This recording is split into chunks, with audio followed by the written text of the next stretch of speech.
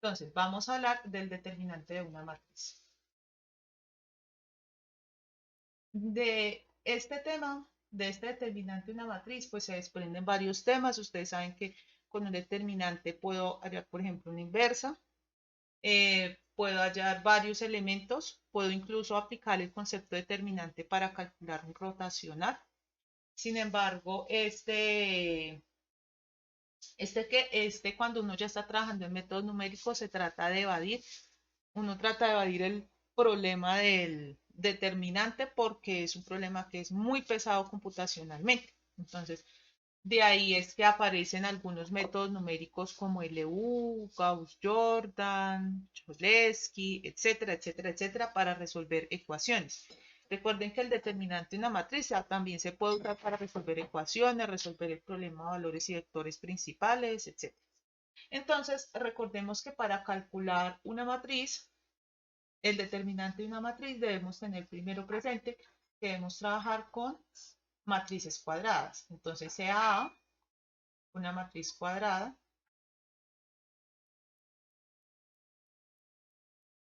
siempre deben ser matrices cuadradas. En nuestro caso, pues porque nosotros estamos trabajando pues con la matemática que se ve en tensorial y lineal, pues debemos trabajar con matrices de este tipo. Entonces, el determinante A, que se puede mostrar de diferentes formas, a veces se muestra así, como barritas, otras veces se muestra así, escribiendo pues determinante A, pues realmente yo prefiero esta porque esta se da mucho se usa más que todo es para la norma de una matriz. Entonces, esta uno a veces se confunde, entonces es mejor usar esta determinante de una matriz A.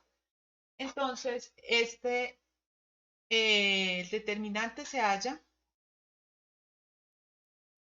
realizando una expansión de cofactores. Nosotros ya sabemos hacer una expansión de cofactores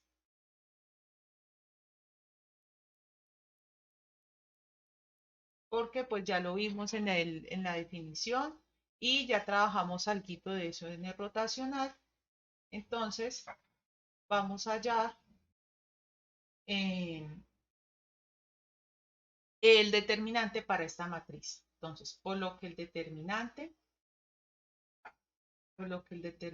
de A, pues va a quedar definida de esta forma. Determinante determinante A que es igual. Entonces, para nosotros escribir el determinante, entonces nosotros pues, ya no usamos el paréntesis cuadrado o los paréntesis comunes, los curvos, sino que ya vamos a usar unas barras. Entonces aquí vamos a escribir A1, recordemos cómo se escribían los términos de una matriz, A1, 2. Los voy a escribir todos porque son fundamentales para poder hallar el determinante. A2, 1, A2, 2, A2, 3, A3, 1, A3, 2 y A3, 3. Recuerden que para hallar el determinante de una matriz, el único requisito es que la matriz sea cuadrada. Nosotros no necesitamos que la matriz sea simétrica ni nada de esas particularidades, únicamente que sea cuadrada. Entonces vamos a resolver este determinante empleando los cofactores. Para este tipo pues, de solución del determinante realmente existen muchas formas, especialmente para la matriz de 3×3. Está el determinante por cofactores, está la regla de Kramer, eso están un montón de métodos que están en el álgebra de Baldor. Sin embargo, pues para nosotros, para trabajar con un método más general, pues vamos a trabajar con el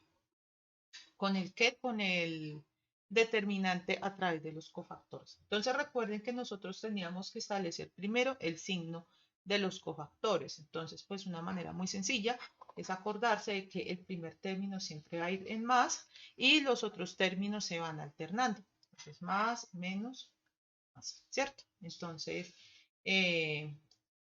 eso es lo primero que debemos hacer. Ahora, no es mandatorio que ustedes escojan la primera fila.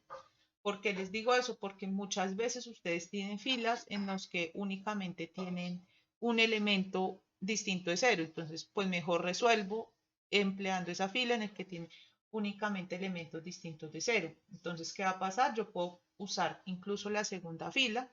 Entonces aquí ya se alternan también los signos. Entonces aquí será menos, más, menos. Y si quiero usar la tercera fila, pues va a aparecer nuevamente los mismos signos de la primera fila. Más, menos, más. Por si pues no queremos calcular ese -1 a la I más J. Entonces, esos son los signos de los cofactores. Entonces ya hicimos la primera parte, que es establecer los signos. Y segundo, establecer la expansión en cofactores. ¿Qué es la solución del determinante? Pues es la suma de cada uno de esos cofactores. Entonces, tenemos que es A1, se pone positivo, entonces pues como es positivo, pues se ignora el signo. Y entonces, ¿cómo era el minor de eso? Pues entonces sería la matriz remanente de quitar la primera fila y la primera columna. Entonces sería A22 por A23 por, y aquí A32 y A33. Entonces aquí ya tenemos el primer elemento del determinante.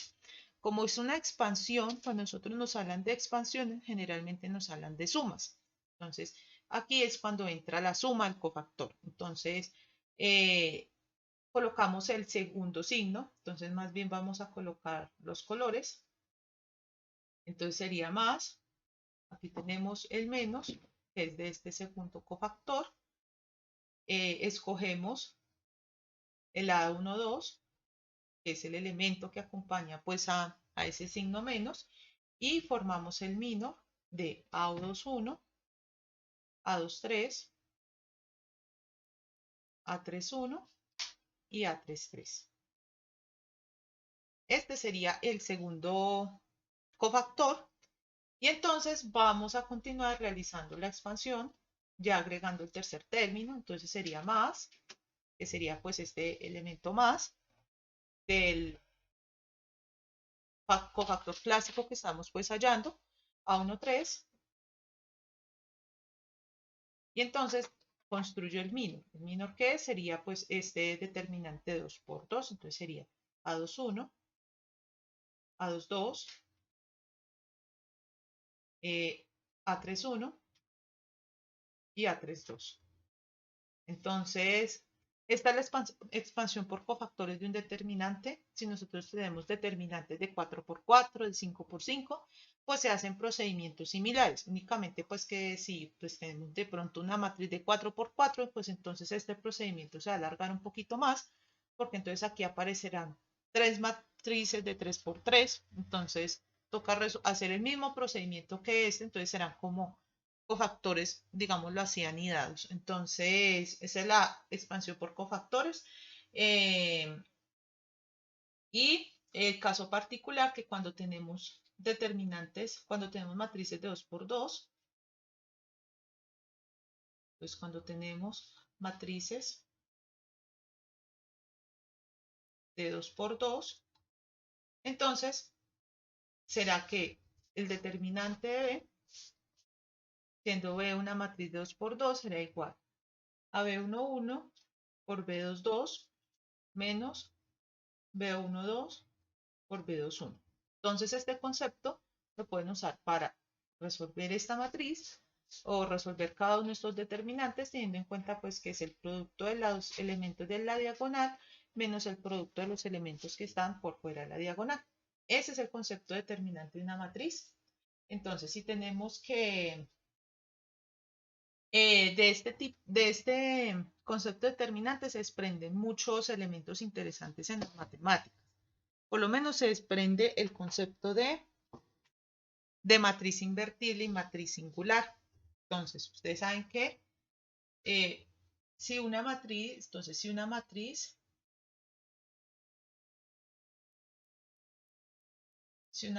B tiene determinante de B igual a 0, entonces decimos que la matriz es singular. Y entonces, y de lo contrario, entonces si el determinante de la matriz B Aquí no estamos diciendo que B sea, que B sea de 2 por 2, de 3 por 3, no. Únicamente la matriz B tiene, si la matriz B tiene un determinante, es decir, el determinante es distinto de 0, entonces se dice que es invertible. Entonces se dice invertible. Invertible. Entonces, ¿por qué decimos que el determinante de B igual a 0 es matriz singular? Entonces, esto quiere decir que si nosotros nos devolvemos por acá al concepto de inversa, miren que nosotros acá tenemos 1 sobre el determinante de A. Entonces, si este determinante es igual a 0, realmente no podemos definir esta operación del determinante de 1 sobre el determinante por la adjunta, entonces realmente no podremos obtener una matriz inversa. Entonces, ¿qué quiere decir? Una matriz inversa es aquella a la que no podemos hallarle el determinante, la inversa, perdón. Entonces, una matriz singular es aquella que no tiene inversa. Eso es como la simplificación que se usa aquí. ¿Por qué? Porque su determinante va a ser igual a 0. Entonces, eso es lo que se desprende de esa definición. Si el determinante es distinto de 0, se dice invertible. El resultado de un determinante siempre es un escalar.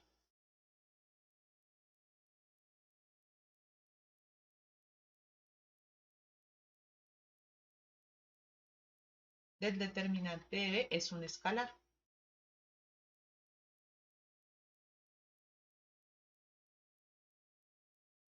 Generalmente. O sea, es un número. No vamos a obtener una matriz.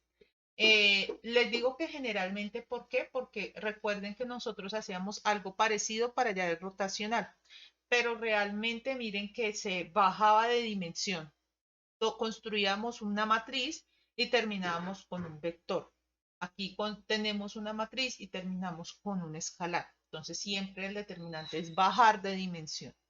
Entonces, eso es las generalidades del determinante de una matriz. Si ustedes ven una matriz que no es cuadrada, pues difícilmente la van a poder hallar el determinante. Pues con los conceptos que tenemos hasta ahora, pues no es posible. Entonces, vamos a ver algunas propiedades que son muy importantes. Entonces, propiedades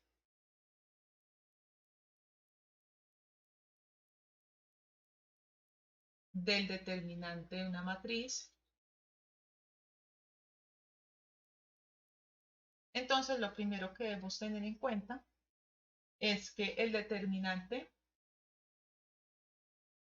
de A transpuesta es igual al determinante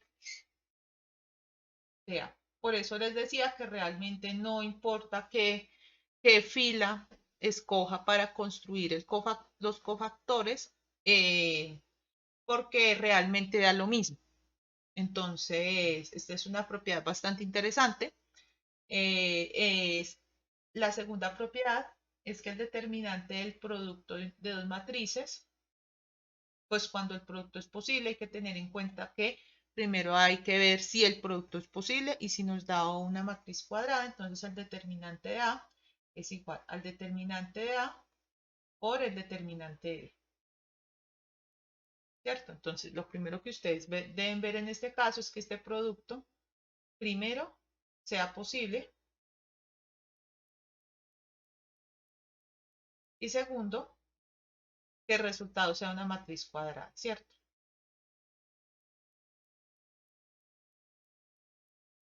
Una matriz cuadrada.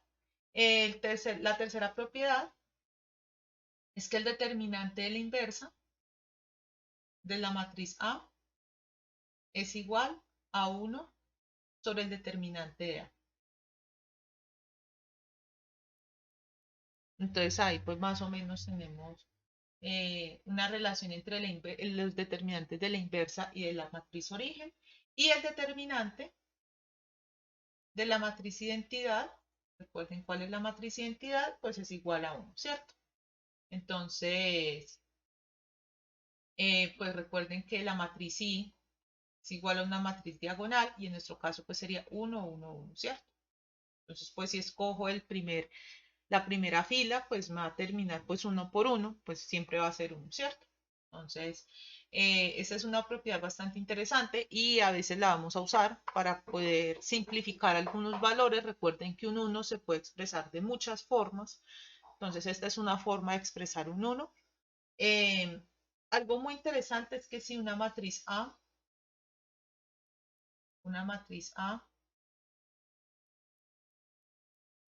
es antisimétrica,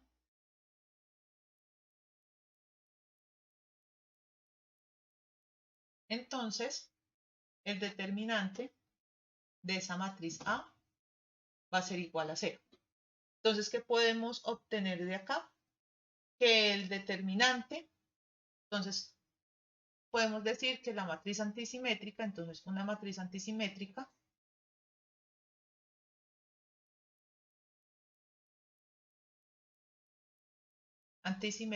pues es singular, ¿cierto?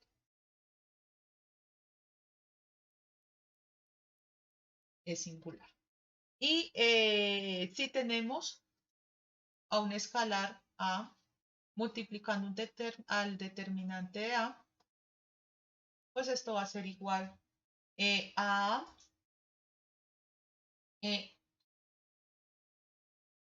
esto pues realmente esta propiedad no la vamos a usar acá, porque pues esta propiedad ya hace parte pues de lo que uno ve en métodos numéricos. Entonces pues nos vamos a quedar pues con estas propiedades, sobre todo con esta, que recuerden que cuando uno veía pequeñas deformaciones, uno la deformación la podía convertir. Entonces una deformación no la puede convertir en un movimiento rígido,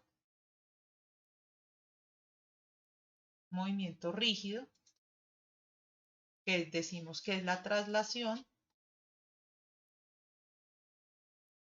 más el cambio de forma.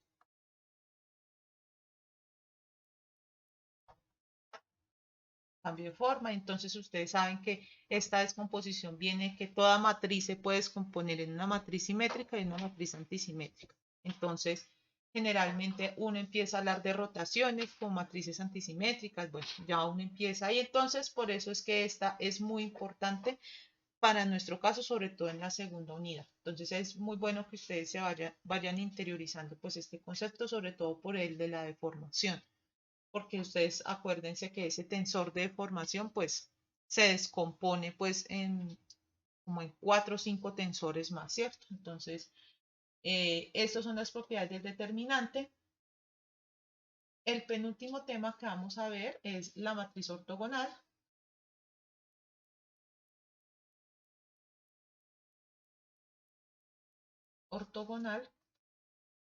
Y pues entonces, en este caso, pues uno se la aprende como la matriz ortogonal es aquella en que la inversa es igual a la transpuesta, ¿cierto? Entonces, es aquella en la que generalmente la matriz ortogonal se representa por la letra Q, la matriz inversa es igual a la matriz transpuesta, generalmente, ¿cierto? Y el determinante de Q, pues puede ser igual a más o menos 1, dependiendo, recuerden que las matrices ortogonales generalmente representan rotaciones. Entonces, que si es una rotación de un tipo, entonces aparece el determinante 1 y que si es una rotación de otro tipo, pues aparece el determinante menos 1. Estas matrices ortogonales siempre están asociadas a rotaciones, cambios de coordenadas y todo eso. Entonces, eso lo vamos a usar mucho, sobre todo en el último capítulo. Entonces, el último tema que vamos a ver con respecto a las matrices, y es el tema que quizás a uno como que le saca más canas, es el tema de valores y vectores propios, ¿cierto?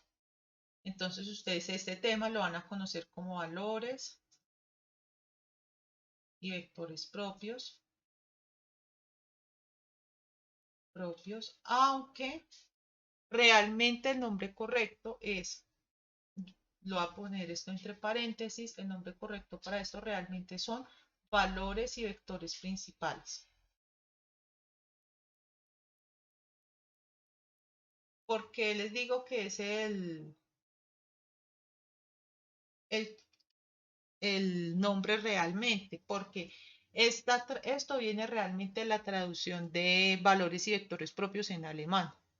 Eh, en cambio, este es el nombre pues que se ha usado pues como traducción, un nombre correcto pues para la parte de qué, del idioma español y realmente es lo que representa para nuestro caso, son los valores que describen el comportamiento de una matriz en unas direcciones determinadas, ¿cierto? Entonces, si nosotros tenemos un vector v, entonces sea v un vector,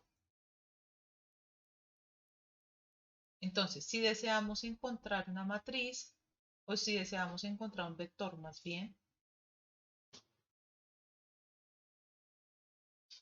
encontrar un vector multiplicado por una matriz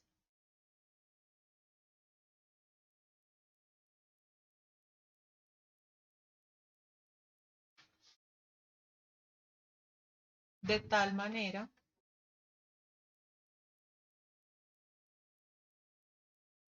que dé como resultado un vector paralelo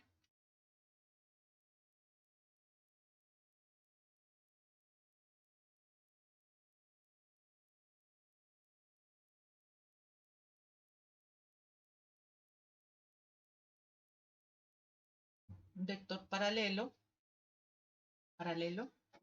pero que ese vector esté modificado por algún valor, es decir, únicamente conserva la misma dirección. Entonces ya vamos a construir ese vector.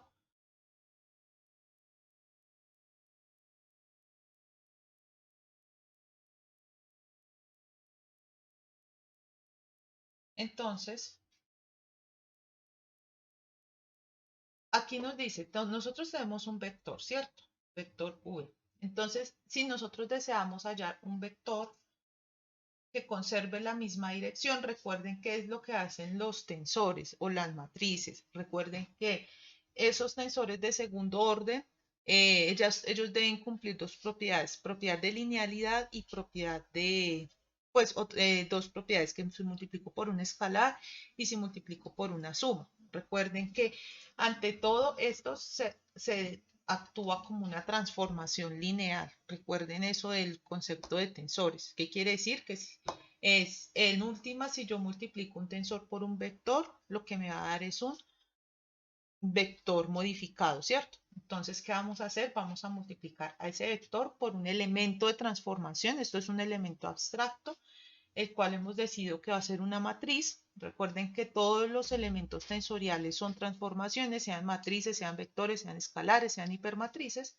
Entonces, en este caso vamos a escoger un elemento que es una matriz. Entonces, en este caso, ¿qué nos dice? Nosotros queremos obtener un vector paralelo, ¿cierto? Un vector paralelo pues va a ser el mismo vector, pero lo vamos a multiplicar o lo vamos a ampliar un determinado número de veces. Esa ampliación se da por un escalar. Entonces, este es la amplificación que se hace del vector y este es la parte de encontrar un vector multiplicado por una matriz. Entonces, en este caso, tenemos el problema de los valores y vectores principales.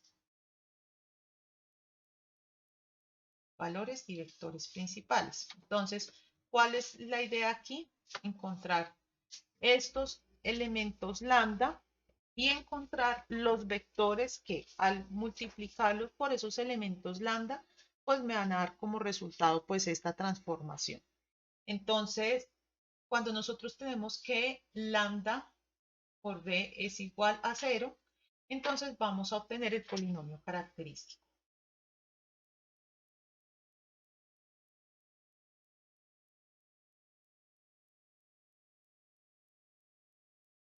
Entonces vamos a hacer un ejemplo porque el problema de valores y vectores propios, así como en teoría, es un poquito como complicado de entender. Entonces vamos a aclarar ese concepto con un ejemplo. Ejemplo. Entonces vamos a calcular los valores y vectores propios.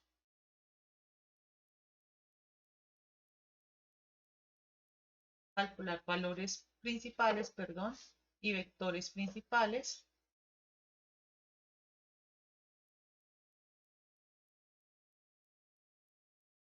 de Uno siempre dice valores y vectores propios porque uno primero calcula los valores y después calcula los vectores. Entonces, vamos a hablar de la matriz T, que es igual a menos 5, 4, 9, 8, 7, 2 y 1, 3, 6. ¿Cierto? Entonces, miren que es una matriz cuadrada, entonces a este posiblemente le podemos hallar el determinante, un determinante especial que debemos hallar, y vamos entonces a hallar los valores y vectores propios. Entonces, nosotros cómo calculamos los valores propios. Los valores propios los calculamos, entonces, los valores principales los calculamos resolviendo el problema, resolviendo el determinante de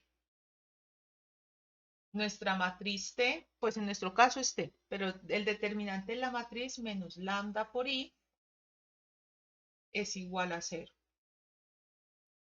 Entonces, este es el problema que tenemos que resolver. Entonces, vamos a plantear ese problema. Entonces, el determinante de T, que en este caso, pues, ¿qué sería? Entonces, pues aquí voy a poner un paréntesis pequeñito, entonces sería menos 5, 4, 9,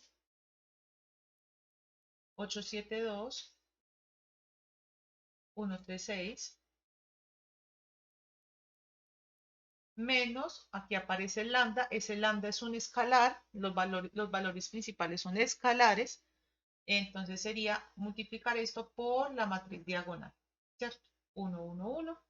Entonces, ¿esto a qué va a ser igual?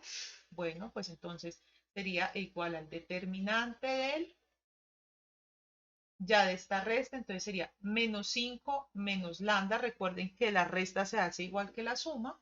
Entonces, menos 5 menos lambda, 4, 9, porque los otros términos pues son 0. Cuando escribo así una matriz diagonal, asumo que los otros elementos son 0. Solo pues que es para no llenar todo esto de ceros. Aquí 8, 7 menos lambda, 2, 1, 3, 6 menos lambda, ¿cierto?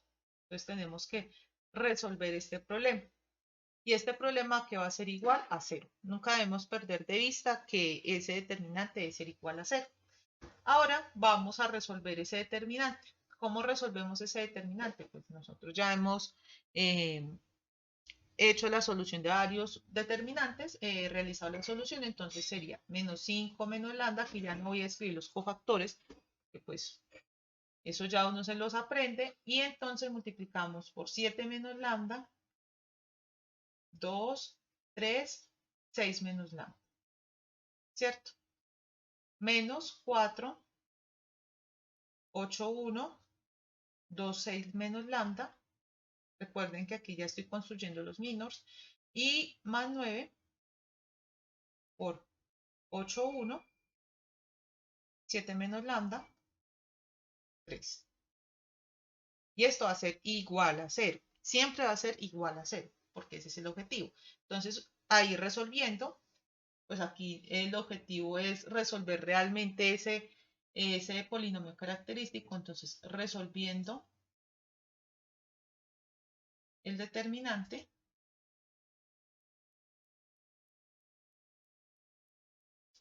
pues se tiene que,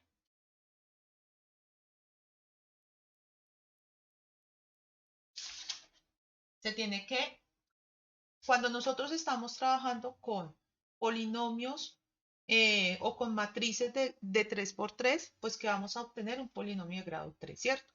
Porque es lambda por lambda por lambda. Entonces, si tenemos matrices de 3 por 3, entonces el polinomio es de grado 3. Si tenemos matrices de 2 por 2, entonces es un polinomio de grado 2. Y pues así sucesivamente, ¿cierto? Entonces, eso lo debemos tener claro. Entonces, ya sabemos que aquí debemos obtener un polinomio de grado 3. Entonces, se tiene que el polinomio es lambda al cubo menos 8 lambda al cuadrado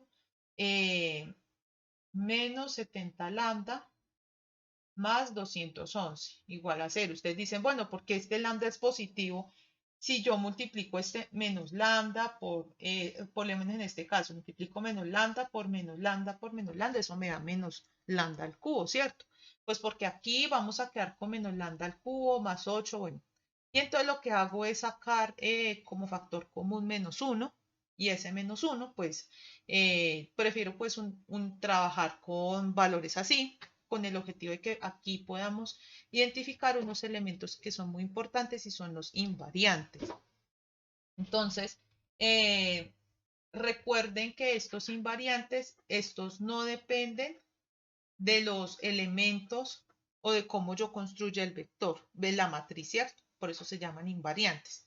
Entonces, tenemos este polinomio. Recuerden que este polinomio sale de sacar factor común menos 1, pues para que no se asusten, pues por este lambda al cubo positivo. Y entonces, ustedes saben que este lambda, representa la traza de la matriz, este representa el producto de unos valores ahí, este representa el determinante de la matriz, ¿cierto? Entonces, pues este es el invariante 1, variante 1, este es el invariante 2 y este es el invariante 3, ¿cierto? Invariante 3. Invariante 3. Invariante 3. Pues hay muchas formas de mostrarlo, 1, 2 y 3, o pues generalmente yo los escribo así. Entonces, eh, aquí están. Entonces, resolviendo esta ecuación, pues para resolver esta ecuación ustedes pues tienen muchos elementos, ¿cierto? Pueden hacer división sintética, pueden usar un computador para resolver esto, pueden usar Newton-Raphson, pues en este caso no, eh, eh, de pronto destinaría algo de la próxima clase para ver Newton-Raphson, para resolver esto, aunque esto ya realmente pertenece pues a métodos numéricos, sin embargo pues les explicaría algo de Newton-Raphson para resolver esta ecuación. Y entonces al resolver esta ecuación nosotros debemos tener en cuenta cómo mostramos los resultados. Entonces recuerden que debemos despejar aquí los lambda. Los lambda son las incógnitas y son nuestros valores principales. Generalmente los valores principales se obtienen de mayor a menor. Entonces a lambda 1 le otorgamos el mayor valor. Entonces, si obtenemos tres raíces, pues vamos a obtener posiblemente una de mayor valor y otras de menores valores. Entonces, generalmente las ordenamos. El primer valor principal es el mayor valor, el segundo, pues en orden, y el tercero, pues será el menor, ¿cierto? Este es el menor. Esto es muy importante porque eh, esta forma de ordenar nos ayuda cuando pues vayamos a ver otros problemas, sobre todo en dinámica estructural, pues este orden es muy importante. Entonces, porque esos son los modos de vibración, bueno, esas son unas cosas muy interesantes, pero necesitamos ordenarlas de ese modo. Entonces, y de hecho este es el más importante, el más importante. Entonces, al resolver eso, ustedes pues lo resolverán en una calculadora o pues la próxima clase les enseñaré un método y esto será lambda 1 igual a 12.927, lambda 2 es igual a 2.518 aproximadamente y lambda 3 es igual a menos 6.815, ¿cierto? Entonces, cuénteme.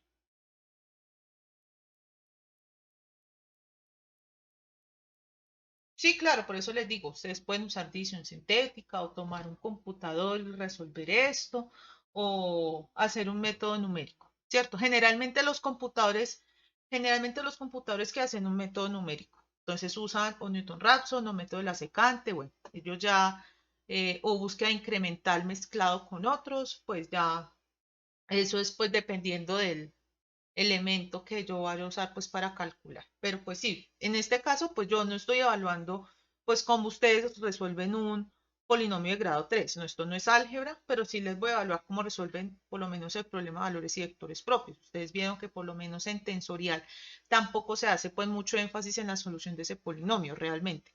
Entonces, y además se tienen matrices simétricas. Entonces, en este caso, pues yo no les voy a pedir, sin embargo, pues les voy a explicar. De pronto la próxima clase saco un momentico, sacamos un momentico.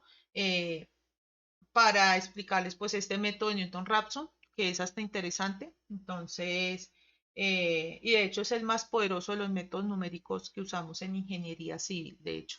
Entonces, ni siquiera son las diferencias finitas, es Newton-Raphson. Entonces, pues aquí tenemos pues este problema, ¿cierto? Entonces, vamos a hallar los valores, los vectores propios. Recuerden que cada valor propio tiene asociado un vector propio.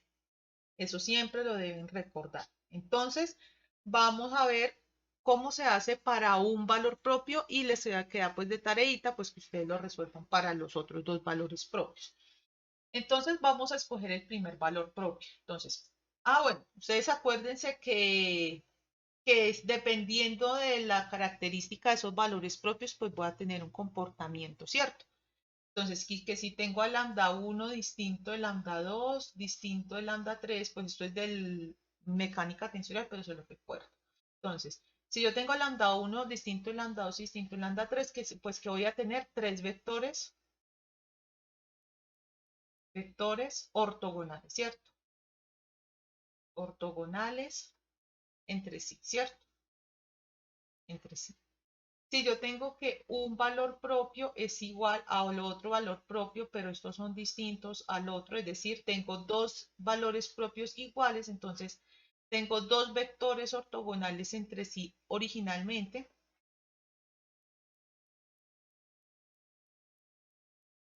ortogonales entre sí, y se genera un tercer vector, pues a partir del producto cruz, ¿cierto? Ustedes saben que se generaba B3 es igual a B2 cruz B1, ¿cierto? Entonces, estos son dos diferentes y estos me van a generar un tercero, porque necesitamos generar un valor, ¿cierto? Con tres vectores ortogonales entre sí. Y si tengo los lambda 1 igual a lambda 2 igual a lambda 3, pues generalmente uno que toma, no, pues es que estos tienen los valores, como son valores iguales, ¿cierto? Entonces, realmente cualquier sistema de vectores ortogonales,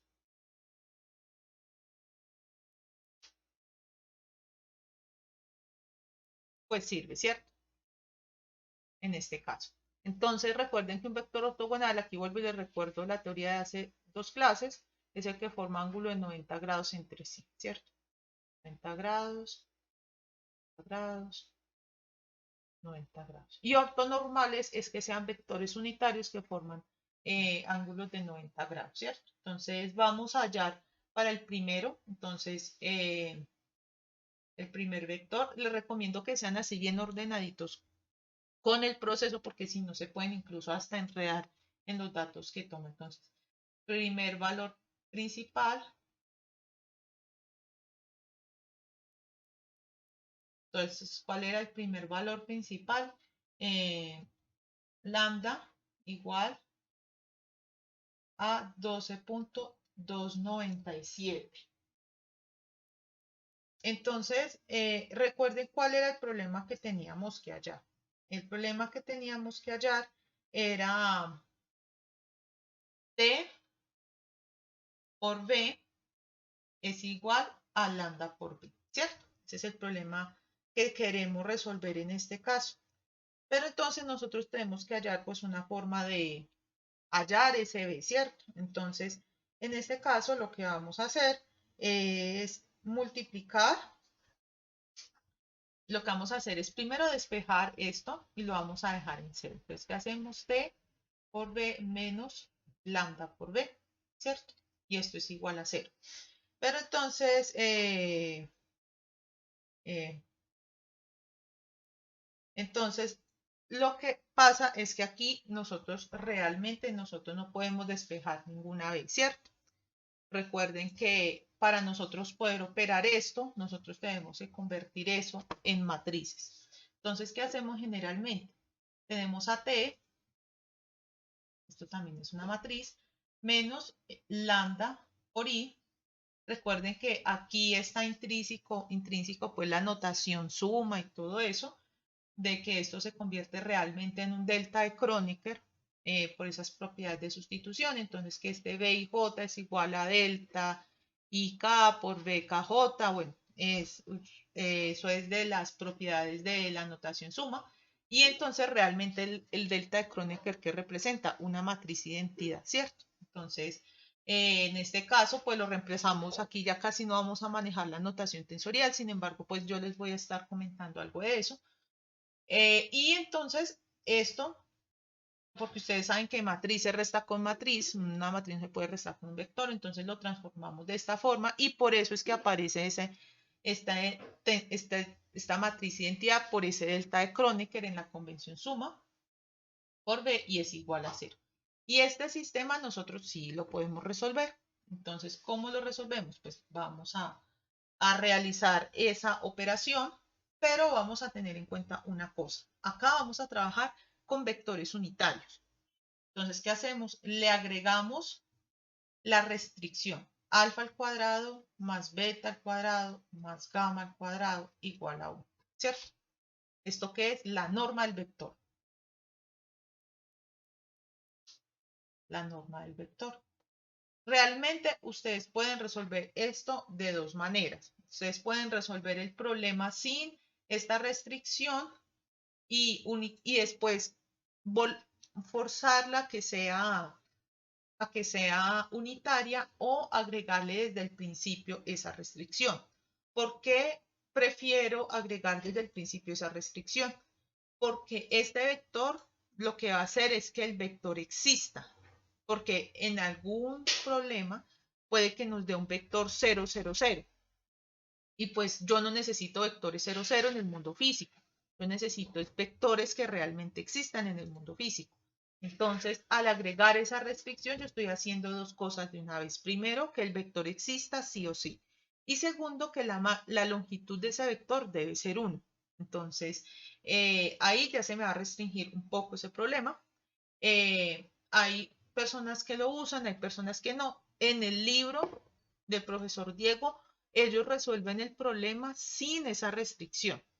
Pero yo que les recomiendo, mejor agreguen esa restricción para que no les vaya a aparecer el vector 0, 0, 0.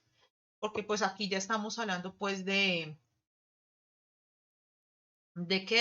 elementos que existen. Entonces, en este caso, pues vamos a resolverlo. Y entonces nos quedaría que ¿cuál es mi vector? ¿Cuál es mi tensor? Bueno, mi matriz T, a veces yo digo tensor, entonces no se preocupen. Menos 5, 4, 9, 8, 7, 2, si me acuerdo bien, y 1, 3, 6. Esto menos el primero, ¿cierto? Lambda 1 por mi matriz diagonal, matriz identidad, y esto multiplicado por un vector V, y eso es igual a 0, ¿cierto? Entonces esto aquí es igual, pues esto va a ser igual a menos 5 menos 12.297, creo que es así, 297, 4, 9, 8, 7 menos 12.297, 2 y 1, 3, 6 menos 12.297, ¿cierto? Y esto multiplicado por mi vector B, y esto es igual a 0, ¿cierto? Entonces, en este caso, pues resolviendo ese sistema, entonces recuerden que realmente esto es un sistema de ecuaciones, ¿cierto? Aquí están las incógnitas y aquí están los coeficientes de las incógnitas. Entonces, ¿esto a qué va a ser igual? Entonces, esto va a ser igual a B1, ¿cierto? Entonces, en este caso vamos a tener que agregar la restricción. Entonces, Si alguien tiene alguna calculadora por ahí, entonces pues me gustaría, por favor, que me hiciera estas resticas para construir la matriz, por favor. Entonces, ¿cuál es el primer elemento de esa matriz?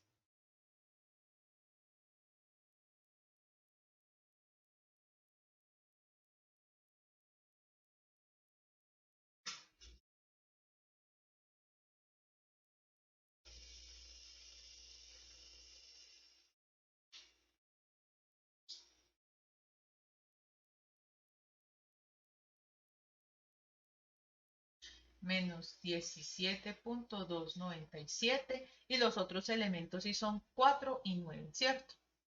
El segundo es 8. ¿Cuál sería este segundo elemento?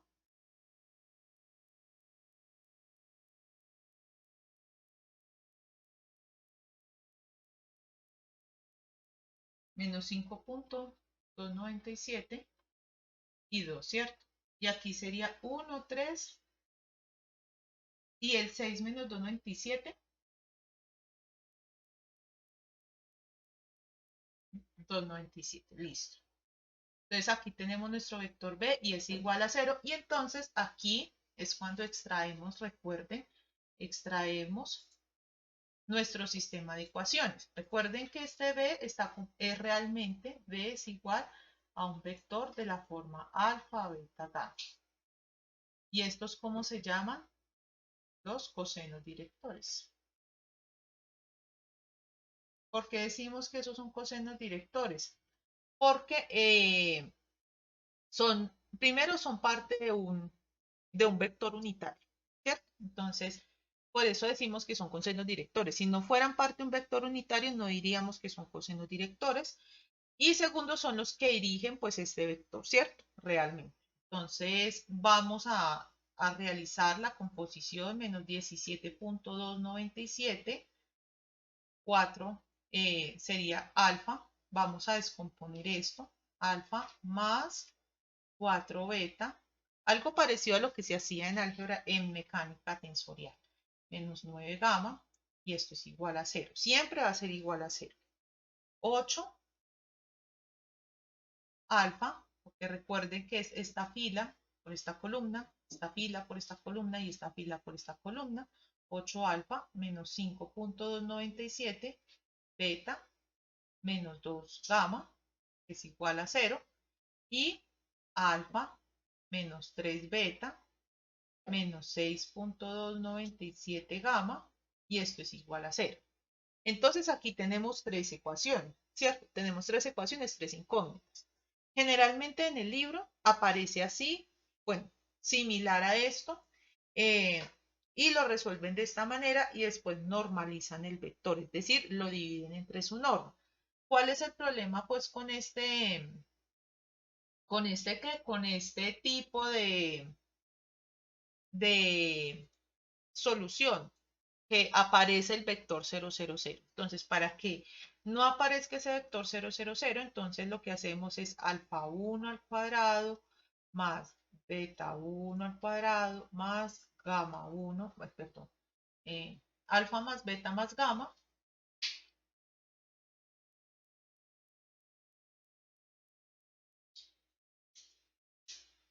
igual a 1, ¿cierto? Entonces, miren que aquí nos queda un problema de 4 ecuaciones con 3 incógnitas, ¿cierto? Entonces es un problema que es redundante. Nosotros tenemos muchísimas ecuaciones para hallar solo 3 incógnitas, ¿cierto?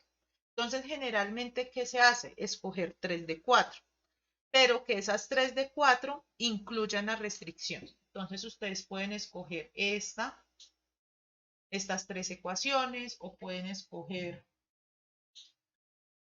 esta y esta, o eh, pueden escoger además la primera, la tercera y la cuarta, pueden escoger la segunda, la tercera y la cuarta, pueden hacer esas tres combinaciones. Lo que sí es que deben agregar sí o sí la última restricción, ¿cierto? Entonces, en este caso, pues vamos a dejar hasta aquí, pues porque el objetivo pues es llegar hasta aquí por ahora, pues para que nos alcance el tiempo. Y en este caso, pues ustedes van a tener pues que es una componente alfa, beta y gamma para el vector V. Entonces, se los voy a dejar de tarea porque aquí les va a aparecer, les va a aparecer pues una condición especial y es la condición en la que ustedes van a tener que un sistema de infinitas soluciones, ¿cierto? Pero pues eso ya no hace parte del curso. Generalmente los vectores en nuestras matrices, en nuestro caso, al ser matrices que existen, que son, digamos, estados de esfuerzo, cosas así, no van a tener estos resultados. Entonces, por eso es que, pues, generalmente, uno que hace en ese problema de infinitas soluciones, pues uno le asigna una variable a uno de esos valores y después reemplaza y soluciona los sistemas. Entonces, en este caso, el resultado que ustedes van a obtener va a ser muy cercano a este, es igual a 0.41, muy cercano, 45, 0.794 y 0.444.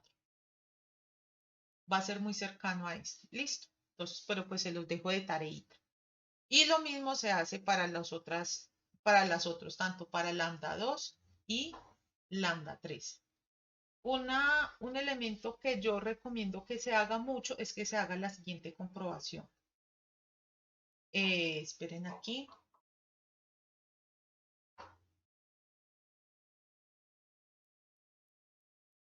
A este lo vamos a llamar B1, ¿cierto? Y entonces de lambda 2 va a salir un B2 y de lambda 3 va a salir un B3. B3, ¿cierto? Entonces, yo que les recomiendo uno, que ustedes comprueben que esos vectores sí son ortogonales. Siempre les recomiendo esto. Pues no es obligatorio, porque pues si ustedes han realizado bien la solución del problema de valores y vectores principales, pues esto es adicional, pues esto sería como una redundancia. Sin embargo, siempre los invito a hacer eso porque uno a veces se equivoca en el proceso de resolver sobre todo los vectores y pues ahí se puede dar cuenta si le dio o no, mejor dicho. Entonces, hasta aquí pues va el problema de valores y vectores principales. Y aquí terminamos pues el tema de lo que es matrices. Eso es el lenguaje que nosotros vamos a manejar en las matrices y por el cual nos vamos a relacionar, ¿cierto? Entonces, esto es la teoría principal. Obviamente hay más tipos de matrices, hay más operaciones. Sin embargo, pues esas no son las que vamos a requerir y si en algún momento las requerimos, pues se las explicaré. Entonces, aquí ya vamos a comenzar con unos conceptos ya más de la parte de funciones que es necesario que ustedes tengan muy claro. ¿Por qué? Porque recuerden que nosotros estamos trabajando con medios continuos, es decir, con aquellos que son ese continuum, aquellos que son homogéneos y uniformes, ¿cierto? Entonces, que tienen las mismas propiedades, no tienen discontinuidades en su frontera y todos los puntos están unidos, pues se puede escribir una trayectoria entre ellos, de todos los puntos de un medio continuo, pues como su nombre lo indica, es continuo. ¿Esto qué quiere decir? Que yo puedo llegar a describir estos medios continuos o sus fronteras a través de funciones continuas.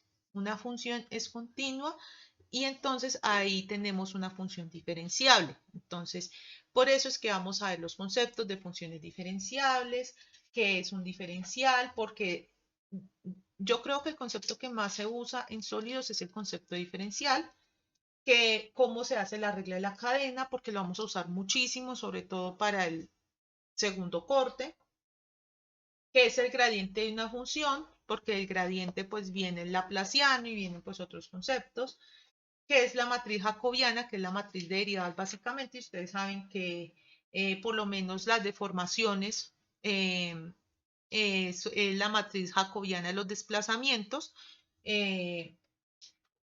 Eh, también vamos a ver que es un campo vectorial, ya vimos que es un campo de vectores, ahora vamos a ver que es un campo vectorial, y vamos a ver que es un rotacional y por último vamos a ver qué es la expansión en series de Taylor. La expansión en series de Taylor es muy importante porque recuerden que nosotros estamos trabajando ante todo con métodos numéricos. Entonces nosotros debemos establecer hasta qué punto nosotros queremos precisión.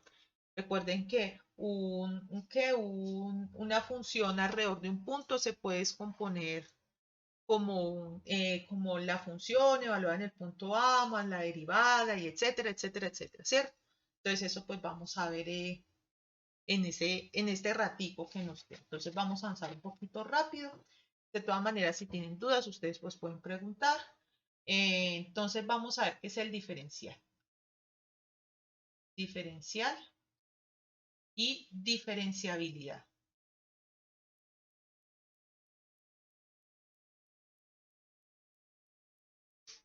Entonces, si nosotros tenemos que z es igual a una función cualquiera, pero esta función tiene como argumentos a x y a y, entonces vamos a establecer que delta x y delta y son los cambios de x y y, ¿cierto? Entonces, por lo tanto, las diferenciales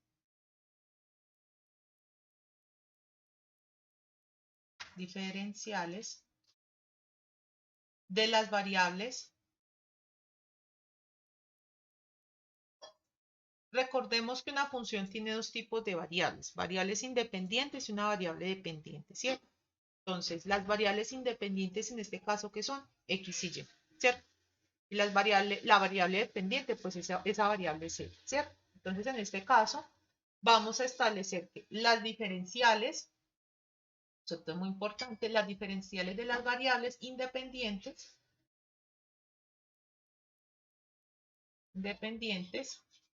pues ¿qué son? Pues serían dx igual a delta x y dy igual a delta y. ¿Ya? Definimos que es un diferencial. ¿Un diferencial de qué? De una variable independiente. Ahora vamos a establecer que es ¿cómo sería la diferencia, el diferencial de la variable z? Que aquí no lo hemos definido. Entonces, en este caso, el diferencial de la variable z, pues, ¿qué sería? Lo vamos a denominar la diferencia total. Entonces, aquí lo voy a colocar de otro color, este concepto es importante, la diferencia total. ¿Por qué total? Porque mire que z es realmente una función que relaciona dos variables independientes, ¿cierto? Entonces, ese diferencial z también tiene que relacionar a esas variables independientes. ¿Ya en qué forma? En forma diferencial. Entonces, en este caso, lo que vamos a hacer es que el diferencial de z es igual a la derivada parcial de z, es decir, de esta función, con respecto a la variable independiente de x por dx, más dz por la variable la derivada parcial de z con respecto a dy por mi diferencial de y. Esto también, de pronto ustedes en sus cursos de cálculo 3 lo vieron como f de x, la derivada de la función f con respecto a x, de las variables x, y, con el producto de x más f de y con respecto a x, y por y, ¿cierto? Esto es el concepto que nosotros conocemos de diferencia total. Entonces vamos a hacer un ejemplito. Entonces, ejemplo. Entonces, la diferencia total para la función z, entonces tenemos la función z que es igual a la función f de x, y, que es igual a 2x seno de y menos 3x cuadrado y cuadrado, ¿cierto? Entonces, en este caso, lo primero que debemos hacer, yo les recomiendo mucho primero hacer todas las operaciones y después sumar eso. Entonces, lo primero que debemos hacer es hallar las derivadas parciales. Entonces, vamos a hallar a f de x, x, y, es igual a la derivada parcial de z con respecto a dx, y esto a qué va a ser igual, pues vamos a derivar esto con respecto a x, ¿cierto? Eso es lo que nos dice una derivada parcial. Únicamente derive con respecto a x. Entonces, en este caso, ¿cómo sería? Pues sería 2 seno de y generalmente, ¿cierto? Menos 6x por y cuadrado, ¿cierto? Y vamos a hallar la derivada parcial con respecto a y. Siempre que ustedes salen de derivada parcial, ustedes deben decir con respecto a qué, porque por eso es que se llama derivada parcial. Yo solamente estoy derivando con respecto a una variable. Entonces, en este caso, pues vamos a tener que la derivada parcial de esta función con respecto a y, que va a ser. Entonces, ya tomamos a x como constante y a y como variable. Entonces sería 2x. ¿Cuál es la derivada de seno de y? Pues coseno de y generalmente, ¿cierto? Menos 6. Recuerden que la x es constante, entonces se conserva, y y, ¿cierto? Porque derivamos con respecto a y. Entonces, ya vamos a hallar este de z. Entonces, en este caso de z, pues a qué va a ser igual a la primera derivada, que es 2 seno de y, menos 6xy cuadrado, por el diferencial de x, más 2x por el coseno de y, menos 6x cuadrado por y por dy, ¿cierto? Entonces sería la segunda la derivada con respecto a y por el diferencial de y. ¿Por qué vimos este concepto? Porque en mecánica de sólidos, entonces, aquí se lo voy a escribir, no sé si lo alcancen a ver, espero que sí. No, eso no se alcanza a ver. Utilicemos este moradito. Entonces, en mecánica de sólidos,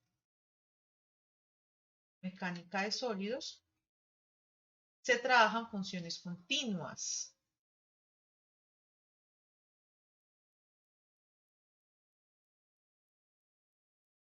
Funciones continuas. Es decir, que yo a ellas las puedo definir, ellas están totalmente definidas en el dominio de trabajo, ¿cierto? Entonces, en mecánica de sólidos se trabajan funciones continuas. ¿Esto qué quiere decir? Que entonces se asume que son diferenciales. Entonces se asumen diferenciales. Por eso es que ustedes de aquí en adelante van a ver que esos deltas de X y esos deltas de Y que vamos a trabajar, esos pedacitos de sólidos que vamos a trabajar, los vamos a transformar en dx y en dy cuando ya estamos estableciendo las fórmulas de manera formal. Es por esta razón, por este concepto de diferencial y diferenciabilidad. La regla de la cadena, como estamos trabajando con funciones que tienen más de una variable, entonces debemos establecer de qué forma nosotros las vamos a poder derivar con respecto a otra variable, ¿cierto? Entonces, regla de la cadena. Recuerden que cuando ustedes estaban hablando de la derivada material y que entonces ustedes, que la derivada material era era diferenciar con respecto a un parámetro, entonces que si estaba en coordenadas espaciales o en coordenadas materiales, entonces que en materiales era una forma. Cuenten. Ah, bueno, listo, gracias. Entonces, pues aquí les voy a comentar pues un poquito. Realmente eso la derivada material era una regla de la cadena disfrazada, solo pues que era con otro nombre. En la derivada material recuerden que habían dos formas de resolverlo, ¿cierto? Si yo tenía la descripción es material o la descripción espacial. Si yo tenía la descripción material, pues era simplemente dividir, diferenciar o más bien sacar la derivada pues con respecto a las coordenadas materiales, a esas X mayúscula, pero si aparecían las coordenadas espaciales, recuerden que las coordenadas espaciales realmente eran una función de las coordenadas materiales. ¿Eso qué quería decir? Que yo tenía que conocer la posición inicial para yo poder decir la posición final.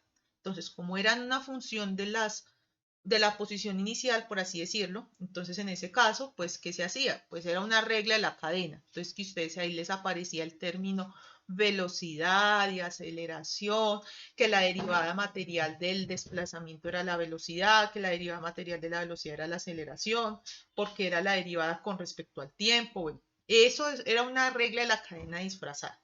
Entonces, solo que en ese entonces, pues no estábamos hablando de ningún concepto matemático. Recuerden que ahí nunca nos hablaron de diferencial, de regla de la cadena, de jacobiano, nunca, porque realmente eso es otra forma en matemáticas.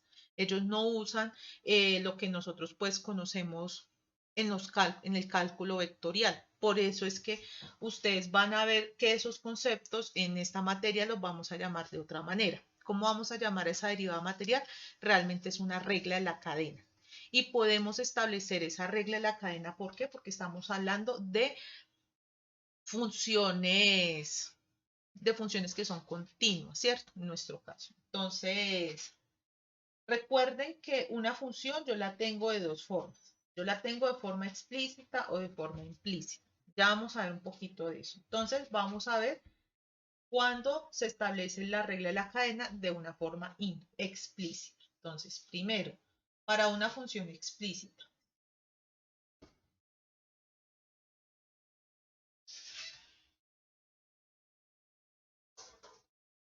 Entonces, recuerden cómo se expresa una función explícita. Una función explícita es de la forma w, x, y, z, bueno, w, m, n, lo que sea, es igual a una función de dos variables, ¿cierto? Es la variable dependiente igual a una función, lo que sea ahí, de las variables independientes, ¿cierto? Aquí no sabemos si estos se suman, se restan, se multiplican, no sabemos eso. Solamente sabemos que estas dos variables se relacionan para darme una tercera variable, que es la variable w. Entonces, en este caso, vamos a establecer que w es diferenciable, ¿sí? Porque podemos usar ese concepto de regla de la cadena y de, por lo tanto, de derivada material en mecánica tensorial, porque son elementos diferenciables, es decir, son continuos. No hay discontinuidades, no hay huecos en sus dominios. Es una función diferenciable. Entonces, si cada elemento, entonces, sí, cada elemento es una función de otra variable. Recuerden que por lo menos en la derivada material teníamos que u es igual a x1, bueno, en realidad era u igual a x1 de x1, x2 y x3, ¿cierto? Y que estas realmente eran unas funciones de unas derivadas materiales, x1, x2, x3 y del tiempo, ¿cierto? Entonces, si cada una de esas funciones es función de otra variable, y entonces aquí vamos a decir que y es función de una variable t, aquí no estamos diciendo que t sea el tiempo, t es otra variable. Y y es igual a una función de otra variable, que es lo que pasaba en la derivada material. Entonces, en este caso, esa derivada, entonces, vamos a decir que la derivada de la función, entonces, espere, yo les borro esto por acá, pues esto serán pues bien como explicaciones de lo que ustedes habían visto en tensorial. Entonces, eh, la derivada parcial de W con respecto a esta variable t, ¿cierto? Por eso es que allá se decía derivada material, porque era la derivada de una función con respecto a las variables materiales, ¿cierto? Así este omega estuviera en función, bueno, este teta estuviera en función de x1, x2, x3, t, o estuviera en función de f de x1, x2, x3, t, ¿cierto? Entonces, miren que realmente eso era una regla de la cadena. Entonces, la derivada con respecto a dt es igual a du con respecto a x por la derivada de x con respecto a dt, ¿cierto? Más la derivada de w con respecto a dy más por la derivada de y con respecto a dt. Si ven que esto se parece mucho a cuando uno resolvía la derivada material de esto. Bueno, realmente la derivada material era con una d mayúscula. Pero no era la misma cosa. O era de t, creo que era de t, algo así, no me acuerdo bien. El caso es que Cuando uno lo resolvía por acá, acuérdense que aparecía la componente de velocidad, que era la derivada con respecto al tiempo, más la derivada de la función con respecto a dx sub i. Bueno, era una regla de la cadena disfrazada. Entonces, si ven, ustedes ahí para el desplazamiento, que eso lo vamos a ver, realmente resolvieron, pues fue una regla de la cadena disfrazada todo el tiempo, todo el tiempo. Solo que a uno pues no lo ve ahí pues como de esa manera, ¿cierto? Entonces, ejemplo. Vamos aquí a resolver un ejemplito. Entonces, ejemplo. Si nosotros tenemos la función w que es igual a x cuadrado y menos y cuadrado con x igual a seno de t y y igual a e a la t, entonces la derivada de esta función w con respecto al tiempo, a t, realmente no es el tiempo, es t, es igual. ¿Cuál es la derivada de seno? Pues sería coseno, ¿cierto? Entonces sería primero la derivada de w, que es 2x por y. Recuerden que aquí como no tenemos a x, pues esto desaparece, por coseno de t, más, porque aquí está el más, entonces sería la derivada de esto, que sería x cuadrado menos 2y, perdón,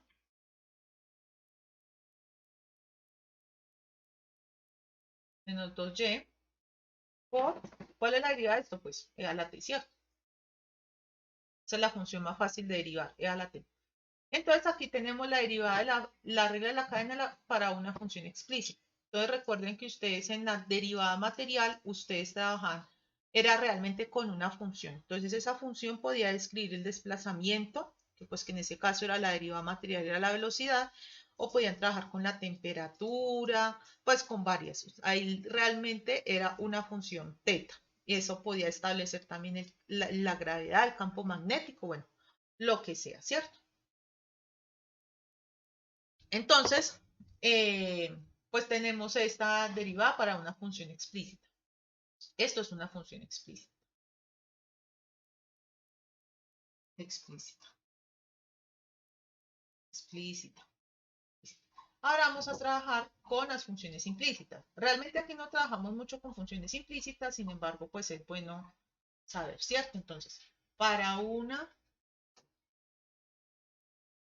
función implícita.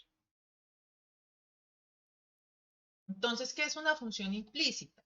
Pues bueno, es una función de la forma f de x. Mire que ya aquí aparece otra forma en la función. F de xy igual a 0.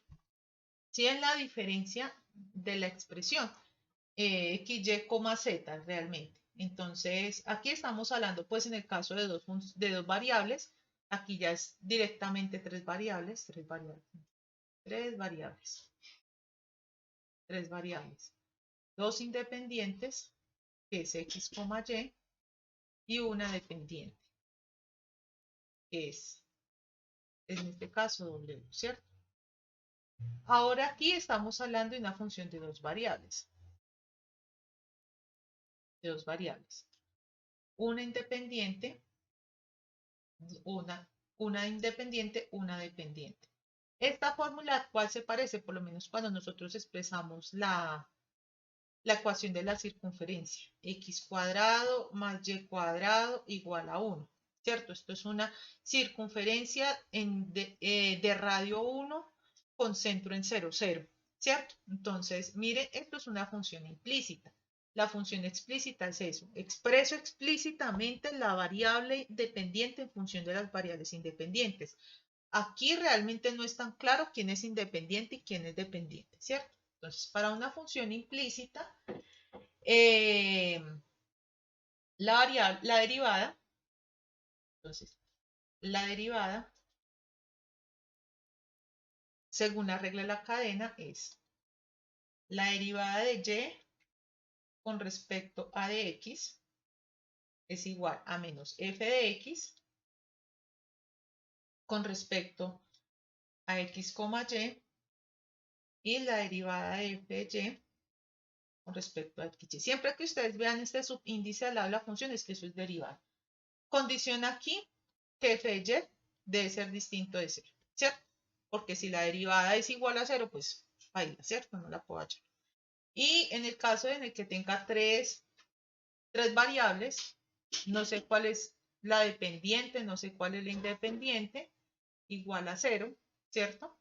Entonces, la derivada de z con respecto a de x es igual a menos f de x con respecto a x y z sobre la derivada de z de x, y, z y la derivada de z con respecto a de y es igual a menos f de x, y, z con respecto a f, no, esta es la derivada de y, perdón, con respecto a f de z, x, y, z. Condición, nuevamente, como vemos un cociente, siempre que damos un cociente, ya sabemos cuál es nuestra limitación. El cociente debe ser diferente de 0, ¿cierto?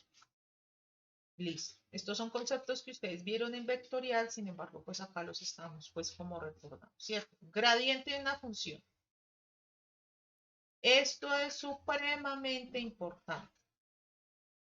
Recuerden que ustedes en tensorial vieron un delta W, ¿cierto? Y que ese, bueno, ¿cuál es igual a nabla W? Ya miro. Ah, sí. Sí, ya la devuelvo. Cuénteme. Ah, sí, sí, ya la devuelvo. Ese concepto recuerden que es muy importante, no sé si ustedes se acordarán de lo que vieron en tensorial, que aparecía un nabla W, ¿cierto? Un nabla U, ¿cierto? Un gradiente del desplazamiento. Y que ese gradiente del desplazamiento, que era lo que expresaba la dirección en la cual pues existía el mayor desplazamiento, la mayor deformación, ¿cierto? Entonces, eh, bueno que ustedes tengan eso presente, eh, porque aquí vamos a usar ese concepto. Entonces, eh,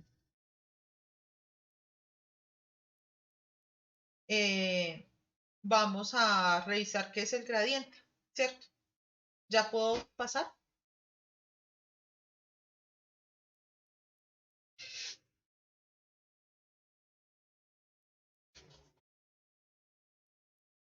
Me avisan cuando puedan pasar por mí, que ya nos falta muy poquito para terminar. Sí, listo. Entonces, el gradiente, recuerden que el gradiente determina la dirección en el cual una función crece o decrece, ¿cierto? Entonces, recuerden que ustedes en mecánica tensorial aparecía este gradiente de U, ¿cierto? Y que ese U era el desplazamiento, creo, ¿cierto? Entonces, era la dirección en la cual se hacía más desplazamiento o menos desplazamiento, ¿cierto? Entonces, en este caso, todo lo que sea gradiente, ustedes dicen, no, esto es a la forma en la que crece más rápido la función, ¿cierto? Representa la dirección en la que crece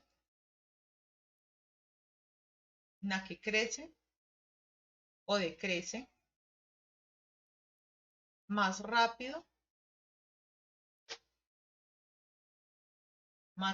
una función, ¿cierto? Eso es lo que básicamente representa el gradiente. Entonces recuerden que el gradiente ustedes les dibujaban una montañita y que estos tenían asociados unas curvas de nivel, ¿cierto? Las curvas de nivel, ¿cierto? Entonces en topografía ustedes generalmente o en geomática, eso se llama geomática, ustedes ven que por acá uno puede bajar más rápido que por acá, ¿cierto? Entonces este sería el gradiente. Eso es lo que representa. Entonces realmente eso es muy importante porque en desplazamientos, así es que recuerden que así se describía el tensor F, que era el tensor gradiente de formación y bueno, unos tensores ahí muy importantes, ¿cierto? Entonces, y esos los tienen que ir repasando porque los vamos a recordar. Entonces representa la dirección en la que crece o decrece más rápido una función. Entonces, en este caso, vamos a tener una función explícita. Entonces, sea z igual a f de x, y. Entonces, acuérdense que ustedes tenían a ese u igual a una función en x1, x2, x3 y a t, porque el desplazamiento es función del tiempo, una función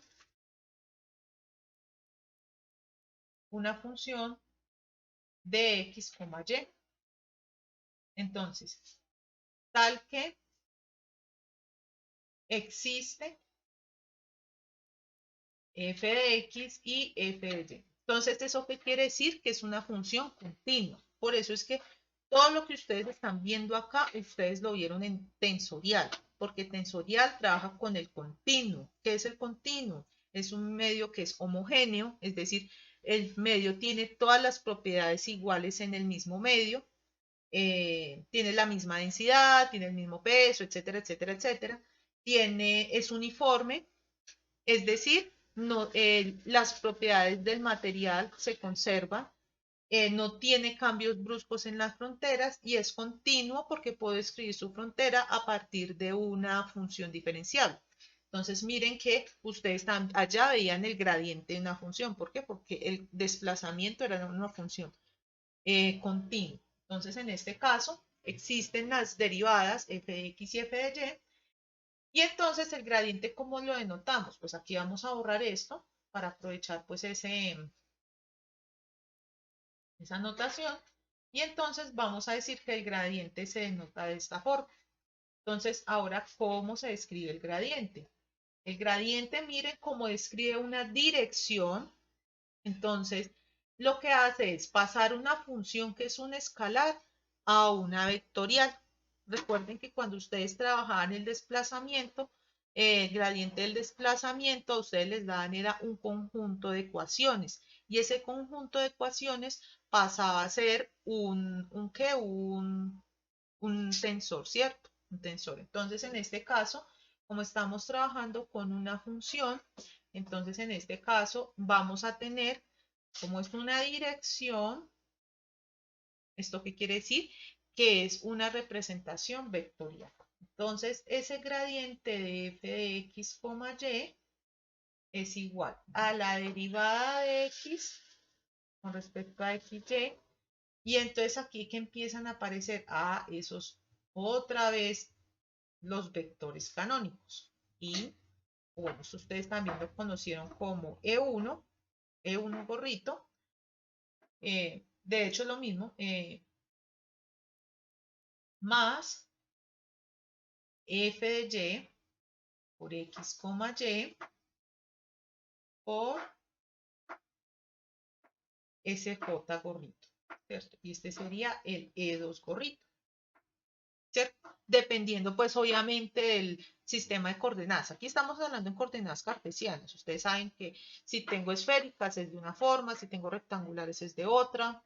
Realmente eso, pues, no, pues eso, el concepto es casi el mismo, solamente cambia pues como la notación y que pues solamente pues se tiene en cuenta el cambio de coordenadas y ya. Entonces en este caso podemos reemplazar o representar eso más bien también como de f, de x,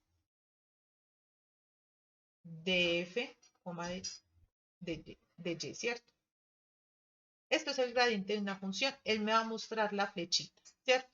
Y obviamente la norma de este gradiente, pues es la velocidad a la que va, ¿cierto? Entonces, propiedades de ese gradiente. Entonces, vamos a ver dos propiedades. Son muy importantes. Primera propiedad, la dirección de máximo crecimiento, la dirección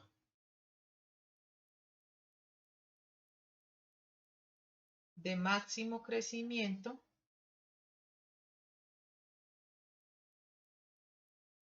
es el gradiente de F, ¿cierto?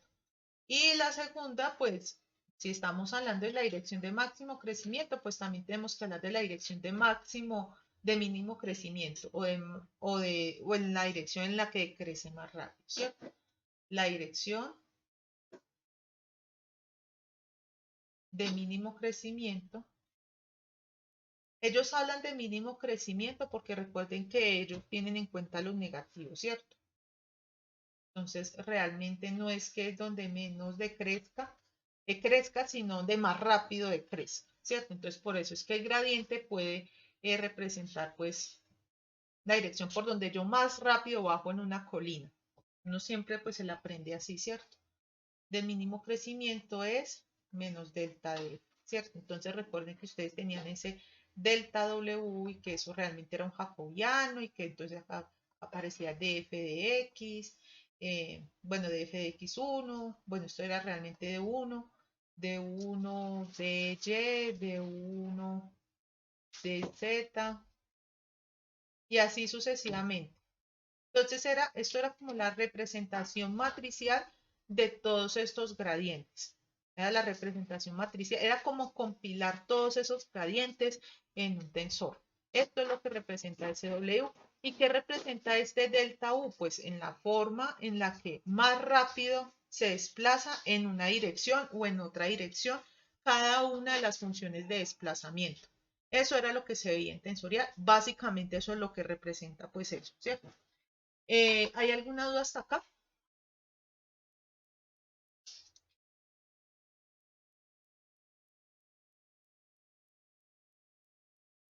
Bueno, entonces vamos a ver la matriz jacobiana. La matriz jacobiana, ¿qué es realmente? Pues es la unión, ¿cierto? De todas esas derivadas. Matriz jacobiana.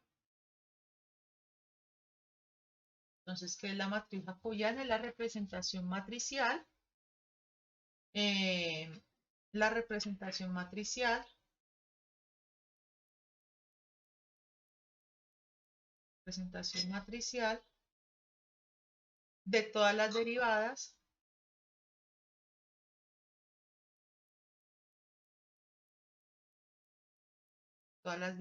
parciales de la función f de x1, x2, tin, hasta xn, ¿cierto? ¿Cómo se expresa? Entonces se expresa como j igual, siempre va a ser j, ¿cierto? Entonces es igual a df x1 con respecto a dx1 y aquí vamos a df1 con respecto a dxn. Recuerden que los jacobianos se expresan, recuerden cuando nosotros estábamos hablando de ese U, de ese desplazamiento, esperen, yo aquí lo borro, de ese desplazamiento, aquí pues les voy a poner como un ejemplo y aquí va pues dfx, dfn, esto realmente no va aquí, dx1, dfn, dxn, ¿cierto? Entonces, acuérdense que cuando yo tenía ese desplazamiento U, ¿cierto? Eso era un conjunto de tres funciones. U1, U2 y U3, ¿cierto? ¿Qué representaban esos desplazamientos? Pues, como su nombre lo indica, los desplazamientos en las direcciones de x1, x2 y x3. ¿Y estos qué eran realmente? Unas funciones en x1, x2, x3, ¿cierto? Eso también bueno, y el tiempo, siempre se me olvida el tiempo. F de x1, x2,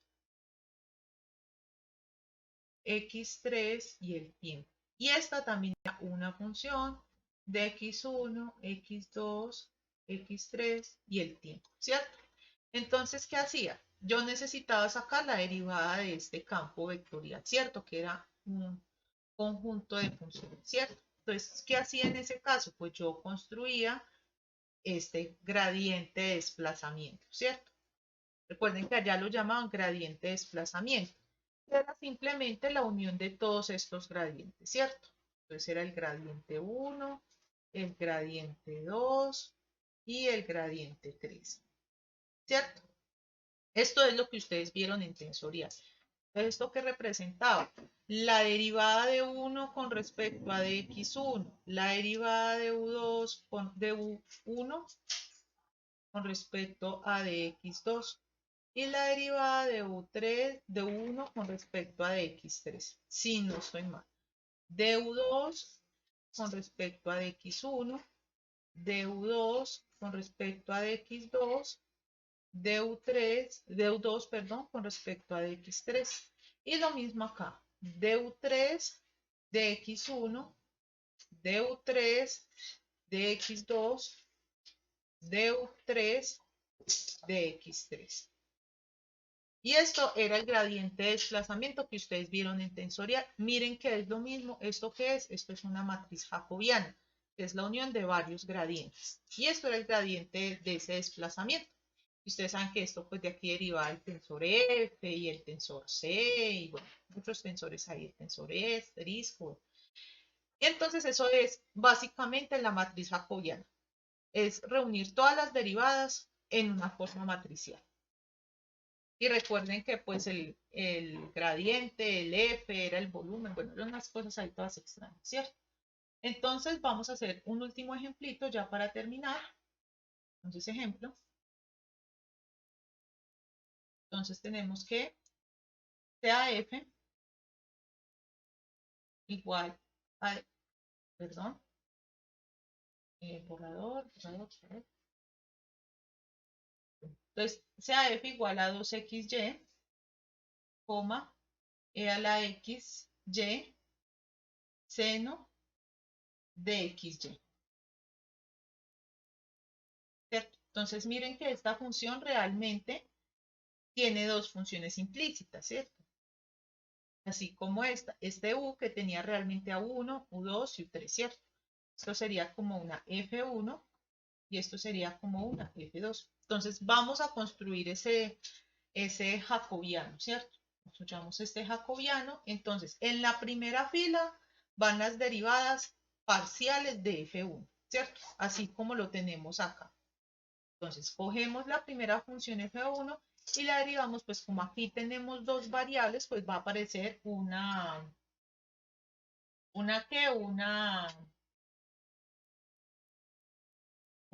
esto, aquí van a aparecer pues f1, f2 y f3, ¿cierto? Entonces sería eh, la derivada de f1 con respecto a x, pues 2x, ¿cierto?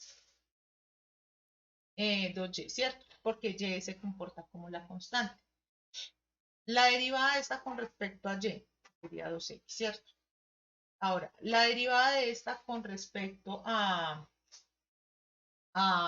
bueno, realmente el problema va así, ¿cierto? Entonces, pero yo borro aquí. Entonces, realmente aquí tenemos tres funciones, ¿cierto? F2 y F3. Es que lo escribí mal. Entonces, F1 va así, ¿cierto? ¿Cuál es la función F2?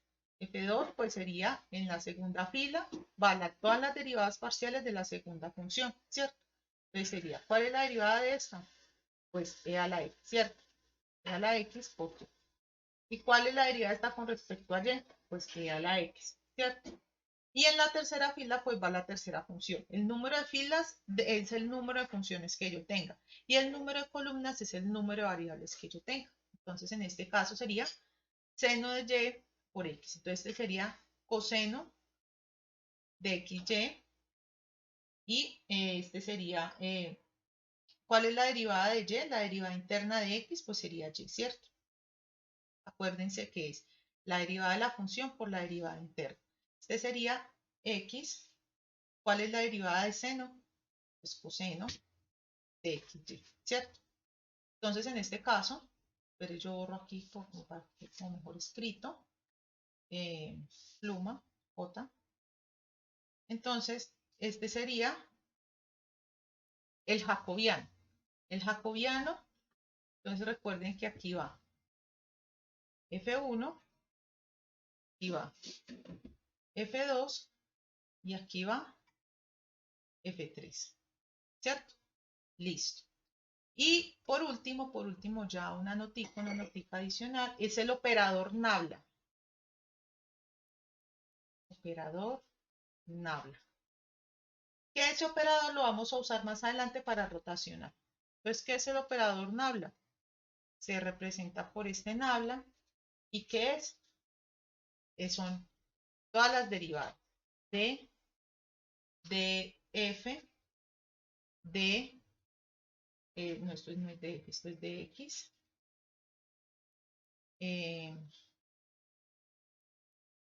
Entonces sería d de x, d de y, d de z. Tan, tan, tan. Hasta el número de variables que yo tenga, d de n. ¿Listo? Y este es el operador nabla. Este lo vamos a utilizar mucho, sobre todo para expresar el rotacional.